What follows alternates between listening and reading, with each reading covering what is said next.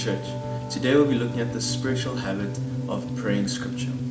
So why is the spiritual discipline so important? Well, scripture should be our springboard in praying. This means scripture becoming my outline and my guide for my prayers. The reason for this is that scripture gives the tools and the language to help us fight spiritual battles, and it allows us to find safety in Jesus. Now that we have looked at the why, let's explore the practical hows. The aim here is not just to quote scripture, but rather to expand on that scripture in our prayers. This means, firstly, finding scripture that is relevant to our circumstances and situations. However, we need to ensure that we are reading it in context. And then here's a tip.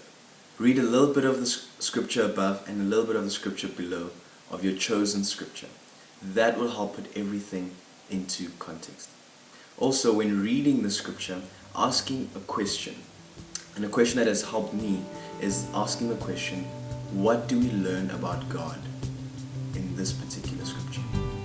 This will lead us to praise and worship in our praise. Thank you so much. I hope that was helpful and meaningful, and hope you are encouraged to be